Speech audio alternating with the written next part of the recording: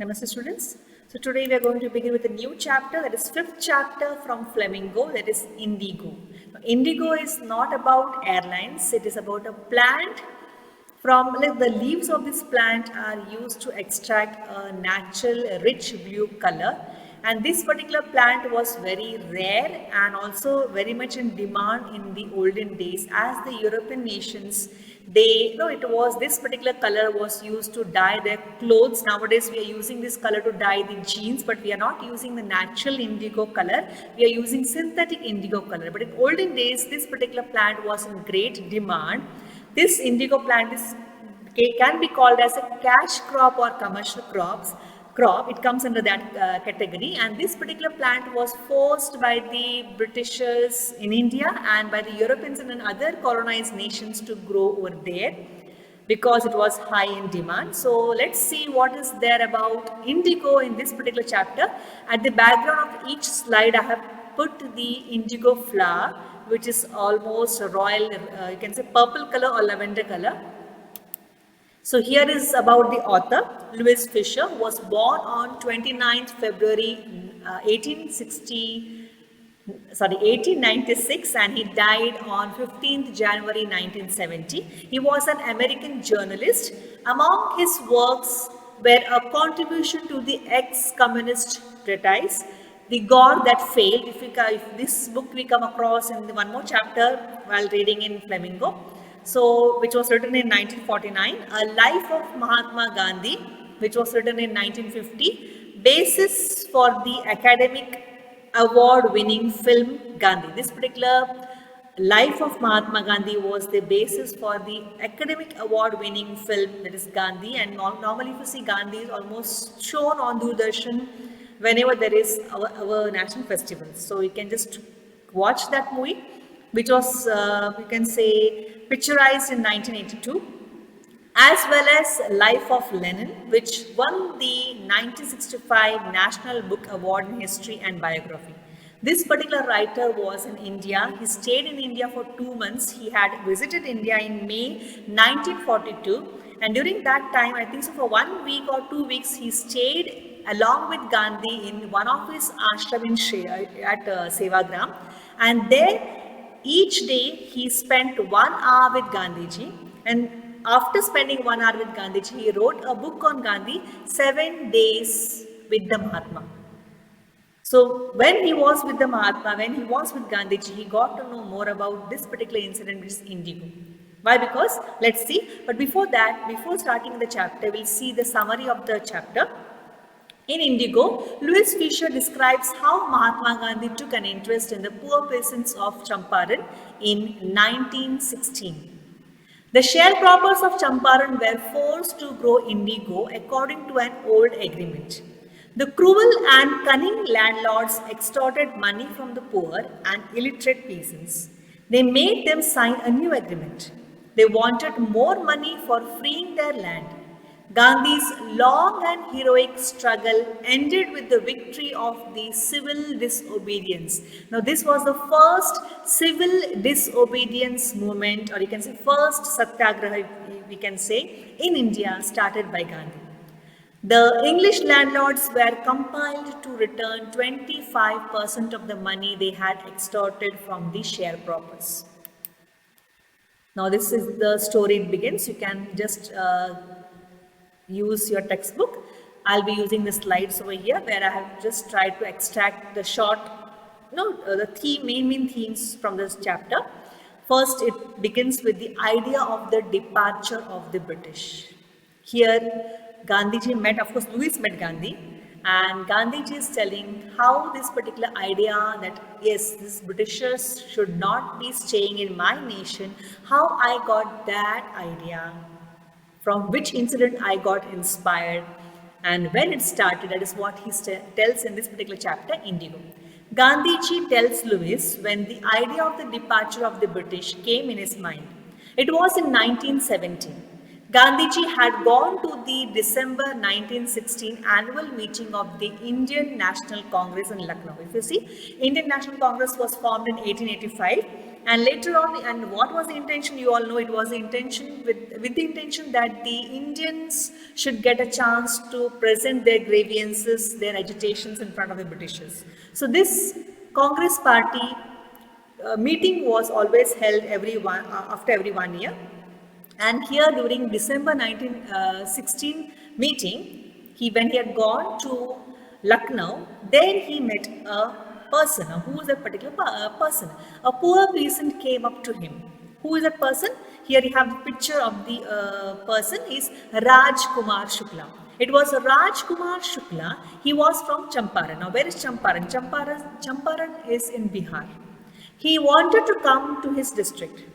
Gandhiji had never heard of this place because Gandhiji belonged to Gujarat, and before that he had gone to England to become a barrister. Later on when he came to India, he had not gone, no, he had not visited all the places in India. For the first time he had heard this name, Champaran. Gandhiji had never heard of this place. It was near the kingdom of Nepal in Bihar. Shukla was a sharecropper. He was one of the sufferer of this particular indigo plantation.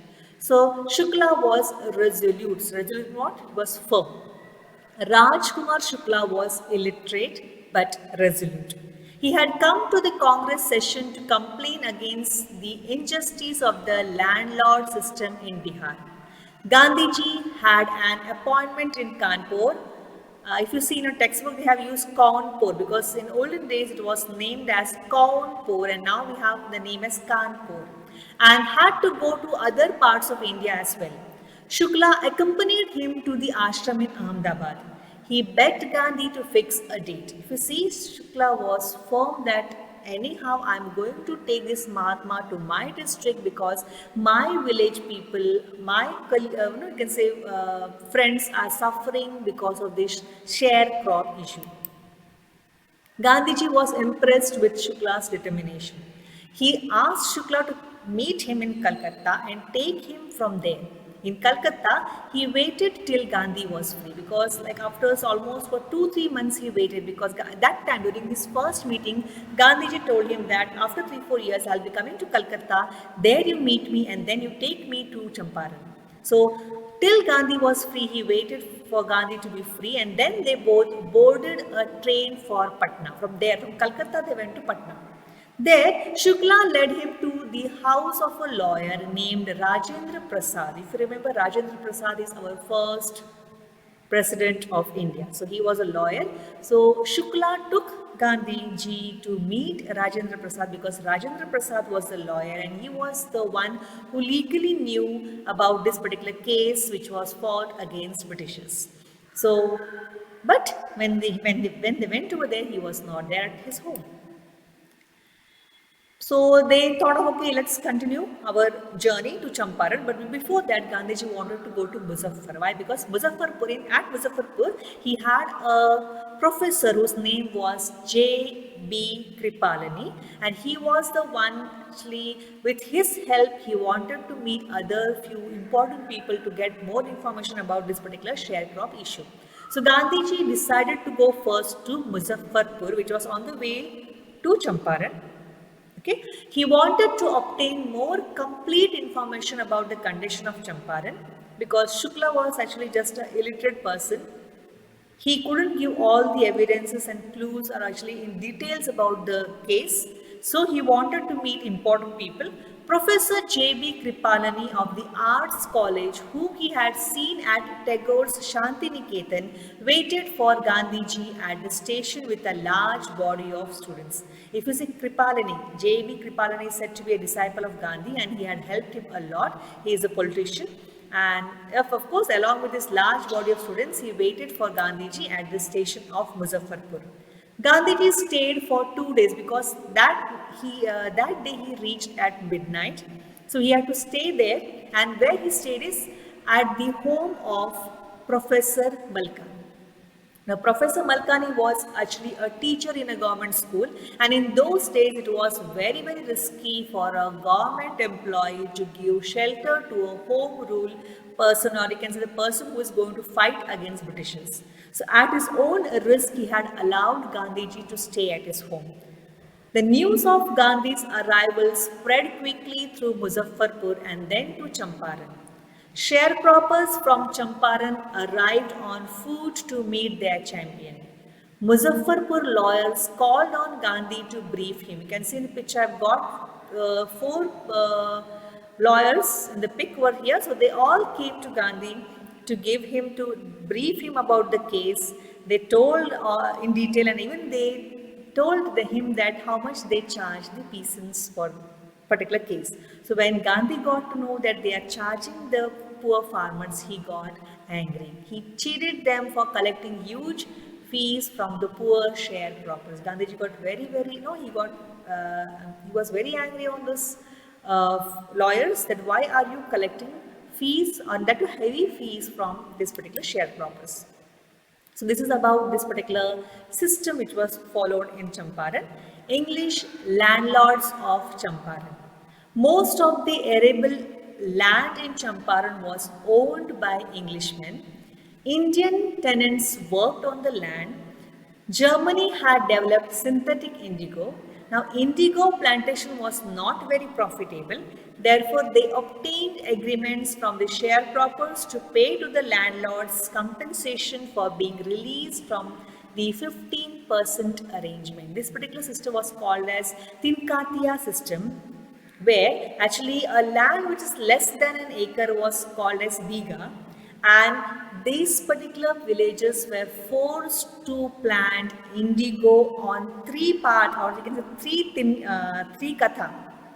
On three katha part of the land, they were out of 20, they were asked to grow indigo. Remaining parts they would grow any crop they like, but this three katha or three part, or you can say 15% of the land, they should grow indigo, and this indigo plant should be handed over to the English landlords as a rent.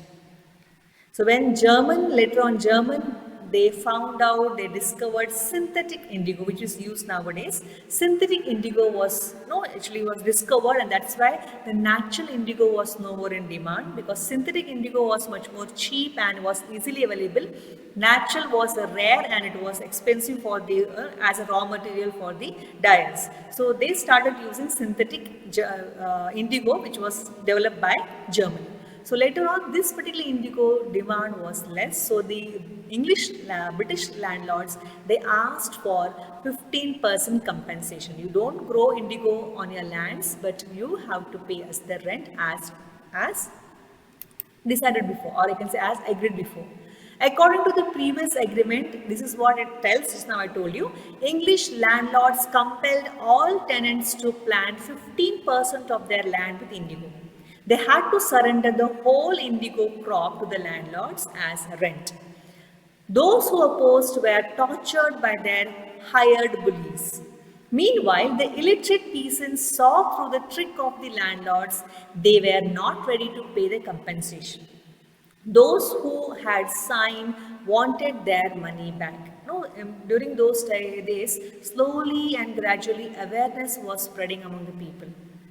There were some newspapers, maybe they got to know from other people that yes, now German has developed synthetic indigo, and this particular indigo which we are growing is of no use to the Britishers, and that's why they have stopped us from growing it. But now they are demanding for the 15% rent, which we have to pay, and few people they agreed by signing the agreement, and few of them were bullied, or you can say were forced by their hired bullies. So Gandhiji received a summons to appear in court. The news spread, as you have seen the previous slides, when people got to know that one particular Mahatma has come to our particular district to help us out in this case, all of them, they came to see the Mahatma, or you can say the writer has used the word champion.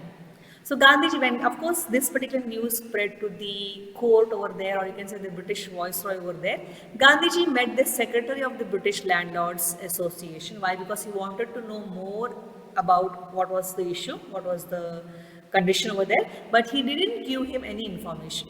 That particular secretary of the British landlord did not give him any information, and Gandhiji then met the commissioner. Instead of giving him information, he told Gandhiji a stranger should not interfere into the matter of this particular place. So Gandhiji said, I am not a stranger, because Gandhiji was not from that particular part. He was from the western part of India, from Gujarat, of course. So he said, you are a stranger and I cannot actually provide you any details about this particular case. Instead, he was asked to leave the place. He only warned him and advised him to leave the place. Gandhiji didn't leave. He proceeded to Motihari, the capital of Champaran. Now, in those days, Champaran's capital was Motihari, and of course, he proceeded because now Gandhiji was firm. Anyhow, I am going to help these particular poor farmers, those who are suffering from this particular agreement signed by the Britishers. A huge crowd greeted Gandhi at the station. So as soon as he reached Motihari, people had already got the news, and as per their convenience or conveyance, you can say, they had reached over there to see this particular man, to meet this particular Mahatma who was fighting for the cause. Then he got an official notice to quit Champaran immediately. Gandhiji made it clear that he would disobey the order. Immediately, as soon as he reached over there, he got an order, official order, that immediately he has to leave Champaran, and Gandhiji, he disagreed. He said, I am not going to obey this order. I am going to be here in Champaran fighting for the cause of the poor sharecroppers. So Gandhi received an order to appear in court the next day. Because he had disobeyed the order given by the official over there, he was asked to appear in court the next day. All night Gandhi remained awake. That all night, not because he was scared, but he had to arrange, what if he is put behind the bars, if he is put into jail, how will this particular process follow? So he made all the arrangements. He prepared a full report to the Viceroy. The next morning, thousands of peasants demonstrated in support of Gandhi. This happened for the first time in India. Thousands of peasants came over there and they all supported Gandhi against the Britishers. It was the beginning of their liberation from the fear of the British. It was for the first time, we can say, people were awakening. They were now not scared of the Britishers. They had come together. They realized there is unity. And in unity, there is strength. There is strength in unity, they have realized, and they have come out now. They came out against the fear of the British. The officials felt helpless. Gandhiji helped them to control the crowd. The crowd was becoming very, very furious, and it was Mahatma Gandhi who helped the Britishers by controlling the crowd, by asking them to be quiet. So then you can say here, this was the first civil disobedience movement which took place in India long, long ago, which we can say was the beginning of the freedom struggle by our freedom fighters in India. The voice of conscience. The government was baffled when they saw this, because it was happening for the first time in India. The government was baffled by this. The authorities wanted to postpone the trial because they don't know, as per their law, as per their rule, they were not having the answer what to be done if this thing happens. So they were waiting for the reply from their country. And then they waited for they were wanted to postpone the trial. Gandhi protested against the delay, because if you go on postponing your trial, I have lots of duties, I have lots of work, I'll get fixed over here. Gandhi told the court that he was involved in a conflict of duties. It was his duty not to set a bad example by becoming a lawbreaker. He don't want to break the rules. But of course, at the same time, he had lots of other responsibilities, or you can say other duties which he has to follow. On the other hand, he wanted to do justice to thousands of poor sharecroppers. He decided not to leave Champaran. Of course, he had to stay over there. He decided that he will not leave Champaran until and unless he gives justice to the sharecroppers of Champaran. Gandhi had full respect for lawful authority. Of course, he did not want to go against the law. But in the end, he heard the voice of his conscience. The court didn't deliver the judgment for several days. Meanwhile, Gandhi was allowed to stay in Champaran. Of course, it took several days because they had to take the decision, they had to listen to the higher authorities in Britain, they had to wait for the response. Till that time, Gandhi was actually given bail and he was asked to but stay in Champaran only. He was not allowed to go out of Champaran, he had to be there itself. Battle of Champaran. Rajendra Prasad and many other prominent lawyers had arrived from Bihar. They supported to Gandhi. What would they do if Gandhi was sent to jail? It was discussed. Okay, what till now the trial is going on. What if the Gandhi goes to jail? The lawyers decided to follow him into jail. Before that, it is given in the chapter. I just have not used that. But before that, the lawyers they said that if you are going to jail, we will go back home. On this, Gandhi also actually, he felt very bad. Then who will fight for the case? Who will fight for the cause of this particular poor sharecroppers? And then all these lawyers they came together, they discussed, and they said, this particular man who is a stranger to this particular land, he comes from the western part of India, he is fighting for our people, and we being the lawyers of our people are now running away from the case. So it's good that we support this Mahatma, and then they give the reply that if he goes to jail, they also will follow. And that time, what Gandhi said was the battle of Champaran is won. Why the battle is won? Because here he saw this is what I can say, the fear in the minds of the people was already gone, and the lawyers now they have come together, they are supporting the people, and that was he saying that now if everything is, all these things are coming up together, then no one could stop us from getting the justice. Because people are already together, they have come, they have known for what reason they have to fight, what is the cause they are coming together. At the same time, lawyers are not running away, they are not demanding huge fees from the people, but they are supporting them. That is what he says, half of the battle is actually won. The battle of Champaran is won. Several days after the lieutenant governor of the province decided to listen to the case. So after many days, the governor, or I can say lieutenant governor of the province, he said, okay, fine, I will take the case now. We will do the inquiry, we will study the case and give the decision. So commission of inquiry. Now this is the common case with the Britishers. If any issue is brought to their notice, they will always promise, yes, first let us have a commission of inquiry, we'll do the research work, we'll study, and then we'll give the conclusion, or we can say give the result. So Gandhiji had 4 interviews. It is not just one, 4 interviews, extended interviews with the lieutenant governor. He appointed an official commission of inquiry into the Indigo sharecroppers situation. Gandhiji was a representative of the peasants. Only Gandhi was a representative. On one side, you can say you had all these members on the commission, and on the other side, only one person, that is only one man show. Gandhiji was the representative of the Indigo sharecroppers. He remained in Champaran for more than 7 months. As it was said before, he had conflicts of duties. He had ashrams in nook and corner of India, and there he had to manage the ashrams also. So he was away from his main ashram at Ahmedabad, away from that ashram for 7 months. But still what he did, he kept in contact. In those days, emails were not there, but mail was there. So through telegram and through mail, he kept in contact with the people, or you can say the main people, those who were disciples of Gandhi. He kept in contact with them and went on guiding them, went on you can say asking them about the details about the day-to-day happenings over there. So he remained in Champaran for more than 7 months. There were many evidences against the landlords and British officers. They had illegally extorted money from the sharecroppers. Gandhiji demanded back for 50%. Okay, fine. You have taken the money, okay, fine. Give them back 50% of the amount or the share what you have taken from them.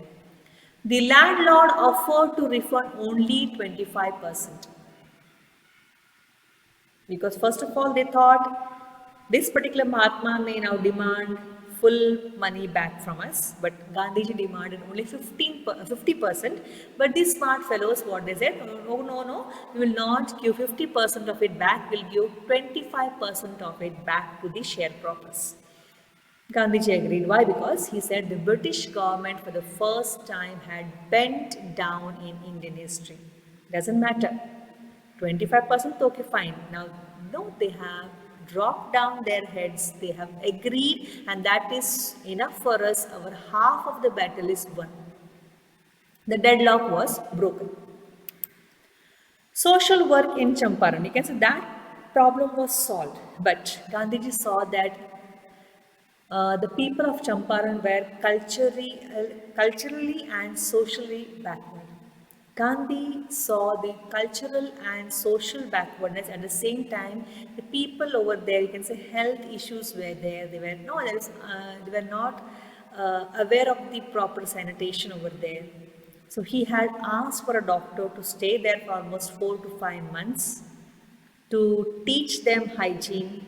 And that time, three medicines were made available. That is, one is your castor oil, quinine, and sulfur ointment. These three medicines were made available. People were taught about good manners, you can say hygiene, lifestyle. We will be learning about it. We have this Mahadev Desai and Narhari Parekh. These were the two disciples of Gandhiji.